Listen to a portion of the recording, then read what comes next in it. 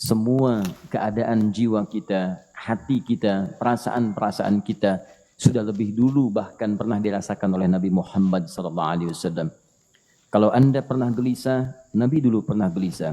Kalau Anda bahagia, Nabi juga pernah bahagia. Kalau Anda merasakan kekhawatiran, Nabi dulu pernah khawatir. Dan miniatur kehidupan kita sudah dicontohkan dalam perjalanan kehidupan Nabi Muhammad SAW agar kita bisa belajar mengatasi problematika kehidupan. Allahu Akbar, kalau beliau tidak diutus oleh Allah, kita tidak tahu bagaimana cara menyelesaikan pemetaan kehidupan kita hingga dengan saat ini. Bahkan satu ketika, pernah beliau kemudian dalam masa yang telah panjang berdakwah, qadarullah kemudian ada wahyu yang jeda datangnya tidak seperti biasanya. Biasanya datangnya cepat, berganti hari turun wahyu, ganti pekan turun wahyu. Ini beberapa masa wahyu belum turun. Ada hikmah di balik itu. Teman-teman sekalian, tiba-tiba beliau naik ke atas bukit, wahyu belum turun juga. Pulang ke rumah, belum turun juga. Sampai keadaan itu terlihat oleh kalangan kafir Quraisy dan mereka berkata, lihatlah Muhammad sudah gila. Dituduh gila. Jadi kalau Anda cuma dituduh dengan hal-hal yang ringan, dituduh soleh, kan?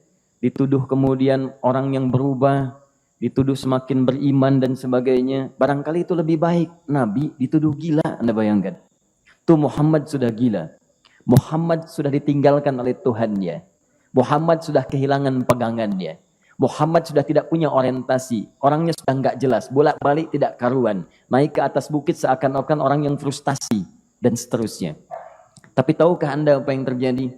Setelah berbagai cacian, makian, tuduhan macam-macam diterima oleh Nabi SAW, lantas tibalah masanya Allah menurunkan satu surah, bahkan disandingkan dengan surah yang lainnya, bersandinglah dua surah ini secara bersamaan turun. Surah ke-93 dan surah ke-94-nya terkait berkelindan memberikan satu harapan yang sangat panjang.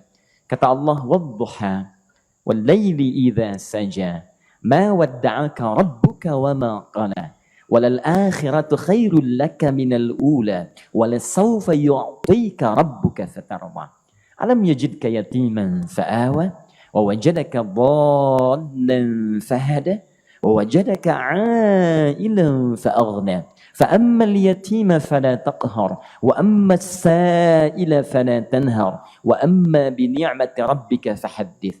Ya Muhammad, saya bersumpah dengan waktu duha. Kalau kita baca dengan ilmu balaghahnya, itu bukan sekedar sumpah mengilustrasikan waktu duha. Karena di ilmu balaghah itu nanti ada 3 turunan ilmu. Ada disebut ilmu ma'ani, ilmu mencari kata-kata sehingga ungkapannya sesuai untuk disampaikan. Mana kata-kata yang tepat untuk disampaikan dalam konteks yang ingin dibicarakan. Itu ma'ani namanya. Kemudian setelahnya ada ilmu bayan. Bagaimana mengemas kosakata yang bagus ini sehingga bisa disampaikan dengan jelas. Orang tidak bingung menerimanya, paham maksudnya.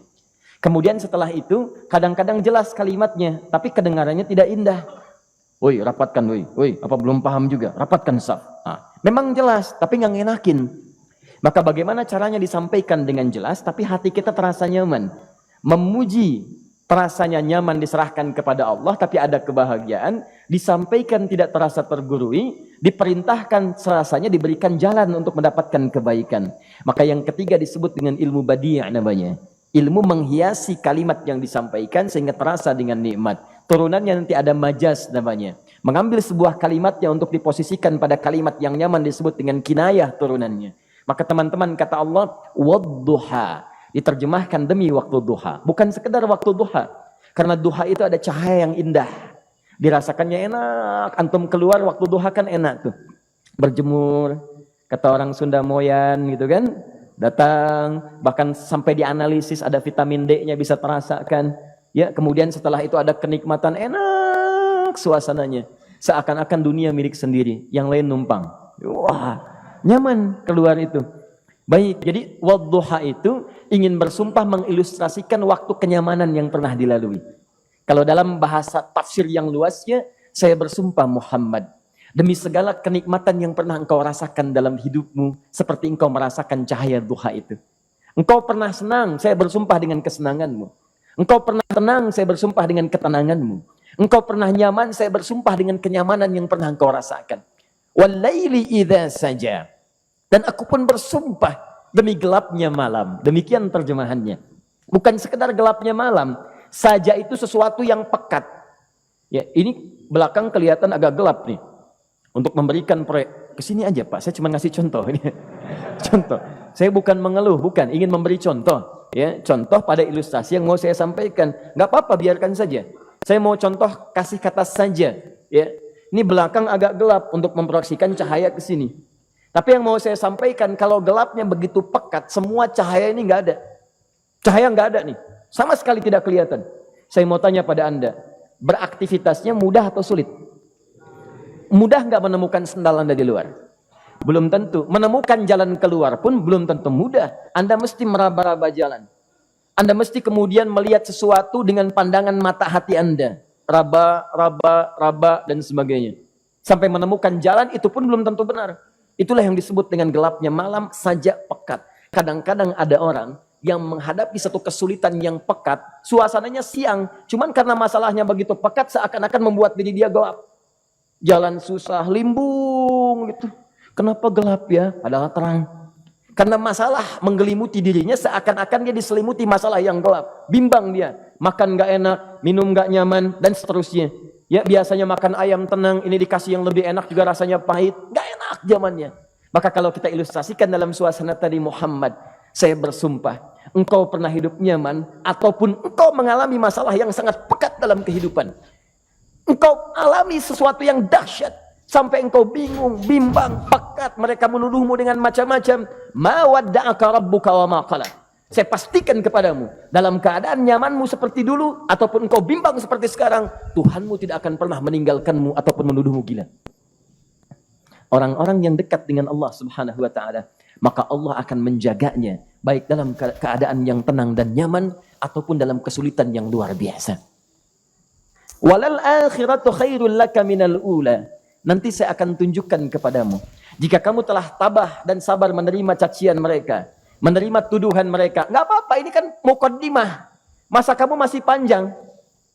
Kamu masih panjang dalam berdakwah. Kehidupan kamu masih panjang membawa tugas dan misi. Kalau kamu belum bersabar pada yang sekarang, bagaimana dengan yang di masa depan?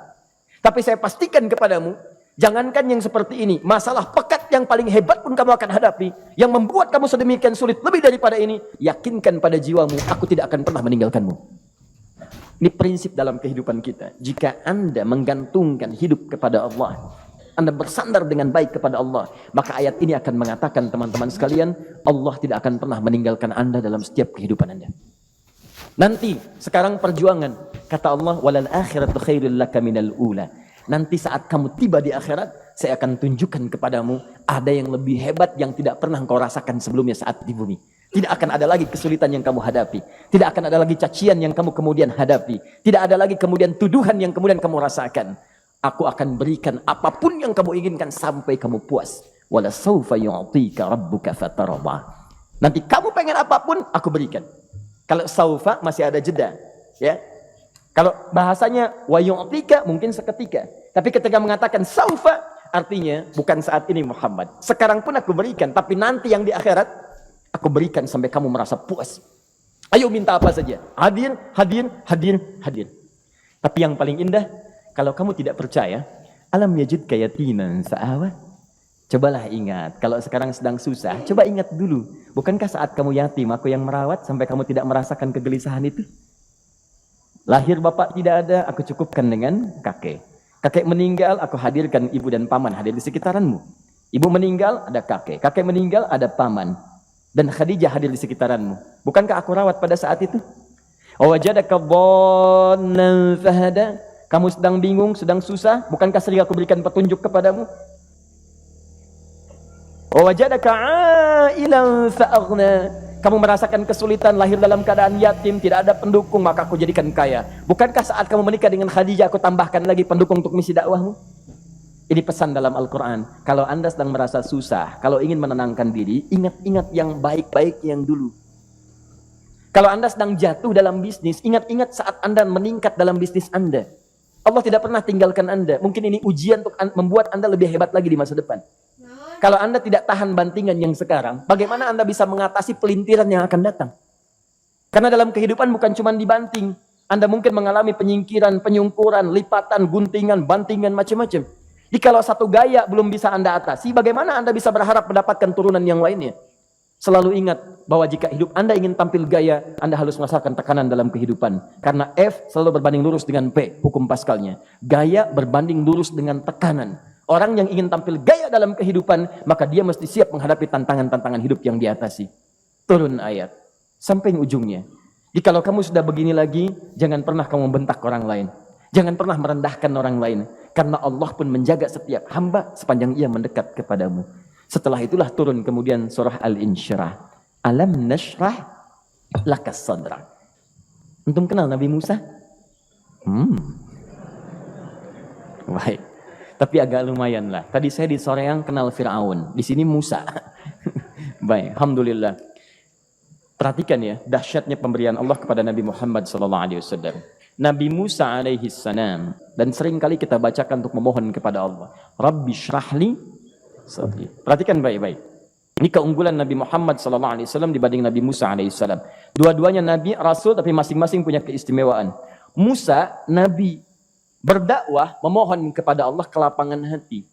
Rabbi syrahli sadri. Ya Allah, tolong lapangkan hatiku nih. Kenapa mesti lapang? Karena pasti Musa merasakan nih. Saya tahu betul karakter Fir'aun. Belum apa-apa sudah memaki. Kalau orang yang hatinya tidak lapang, tidak akan tahan dengan makian, keluarlah kemudian balasan yang tidak digambarkan sebelumnya. Fir'aun itu kasar. Kasarnya bukan sekedar kasar, bahkan saking kasarnya bisa berujung pada eksekusi kematian. Saya contohkan tadi di sore yang ini, saya nggak suka dengan rambutnya nih, kata Fir'aun. Bukan nyuruh nyukur mas, tolong pisahkan kepala dari badannya. Gitu gayanya tuh, Fir'aun. Ya. Bukan nggak ngenakin, susah dengan Fir'aun itu. Jadi kalau belum apa-apa datang Musa ke situ, hatinya tidak seluas samudra, hatinya tidak lapang, cuman seluas gelas, tidak akan sabar menerima cacian Fir'aun. Begitu datang dicaci, dasar anak gak tahu diri, gak tahu malu, sudah saya rawat begini. Ya Allah, saya bosan dengarnya, matiin aja sekarang. Musa Nabi berdoa dikabulkan. Cuman kalau Fir'aun kemudian ajalnya misal wafat pada saat itu, tidak akan jadi contoh kepada kita untuk kekinian.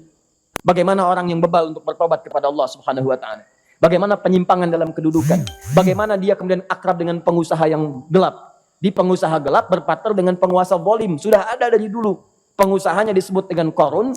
Kemudian mohon maaf, ya, yang pemimpinnya disebut dengan Fir'aun. Tokoh intelektualnya disebut dengan Haman. Makanya cerita ini komplit di Quran. Sudah ada. Di setiap persoalan dalam kehidupan masyarakat disebabkan tiga hal yang berkolaborasi. Kalau bukan penguasa zalim, berpartner dengan pengusaha gelap, ditopang oleh intelektual yang sembrono. Itu persoalan. Jadi kalau ada sekarang intelektual menyalahgunakan kepintarannya, dia terlambat, sudah ada Haman dulu. Dan gak usah bersaing, dia bisa bikin piramida, Anda belum tentu bisa membuatnya. Kalah Anda, masih kalah hebat. Ya, jadi kalau dititipkan sesuatu jangan disimpangkan. Yang ingin saya sampaikan, Musa mengatakan Rabbi syrahli sadri. Nabi berangkat berdoa dikabulkan oleh Allah. Nabi Muhammad belum minta turun ayat. Alam nashrah laka sadrak. Yang ini minta Rabbi syrahli sadri. Nabi Muhammad alam nashrah laka sadrak.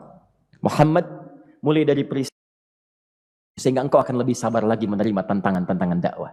Mulai sejak itu jangankan dimaki, dilempar batu di Taif. Dari Mekah pergi ke Taif dengan Zaid kemudian. Sampai di Taif mendapatkan sesuatu yang tidak dibayangkan sebelumnya. Kalau cuma dihentikan saat mengajar, wajar. Ini dilempari batu. Anda bayangkan? Bisa kebayang nggak? Lempari batu tuh. Dilempar. Zaid jadi tameng, berdarah-darah, kemudian mundur. Mundur, beristirahat di bawah tepian pohon. Begitu beristirahat, datang malaikat penjaga dua gunung. Turun malaikat dengan kesal mengatakan, Ya Rasulullah, mud yadaika ilas sama. Ya Rasulullah, angkat tanganmu ke langit. Minta kepada Allah, aku angkat dua bukit di Taif, aku himpit keduanya mereka. Aku himpit penduduk Taif dengan dua bukit itu. Apa jawab Nabi? Karena sudah mendapatkan kelapangan, ketenangan, belajar dari peristiwa-peristiwa tadi, indah jawabannya. Lah, katanya, tolong jangan lakukan. Innahum qaumun la ya'lamun. Mereka belum paham saja. Mereka belum mengerti. Tolong jangan lakukan. Aku bermohon kepada Allah. Boleh jadi nanti di masa depan akan ada hamba-hamba terbaik yang lahir dari bumi Taif ini.